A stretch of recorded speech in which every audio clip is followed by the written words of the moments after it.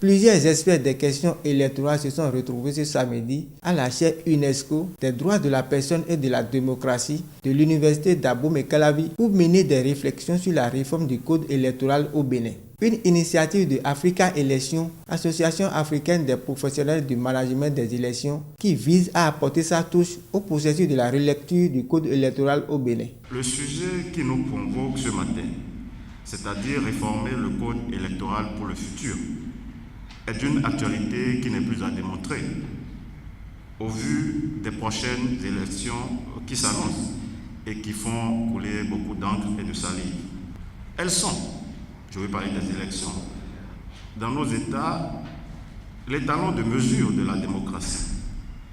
De par les organisations régionales, je veux dire la CEDEAO, l'Union africaine, ou encore les organisations internationales que sont l'OIF. À l'en croire, les grondements observés pendant les périodes électorales sont dus au non-respect des textes préétablis dans le code électoral par les politiciens eux-mêmes. À l'approche des élections, qu'est-ce qu'on constate? C'est que ces différents acteurs donnent des coups de boutoir aux anciennes règles qu'ils ont établies.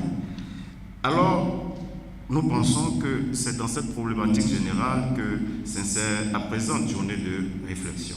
Pour le président de Africa Elections, l'objectif visé par cette rencontre est de faire valoir les connaissances acquises lors de leur formation sur le management électoral en vue de contribuer à un code électoral plus moderne. Nous avons jugé utile de sortir de nos différentes activités individuelles pour mener une réflexion inclusive sur le processus donc de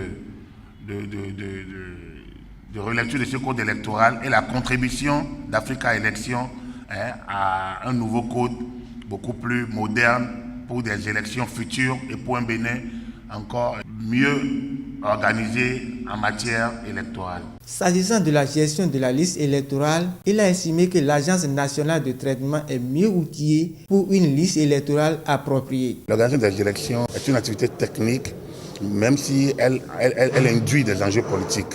Et puisque nous sommes allés à une séance permanente, il était nécessaire donc de reconcentrer la question de la liste électorale entre l'ANT, l'Agence nationale de traitement, qui est chargée, qui est l'opérateur technique de la gestion de cette liste, et la Sénat, qui est l'utilisatrice. C'est mieux donc de confier directement la gestion de la liste à l'ANT. Il faut retenir qu'au cours de cette rencontre, 3 panels de 8 communications sont prévus pour permettre aux experts des questions électorales d'apporter leur pierre à l'édifice.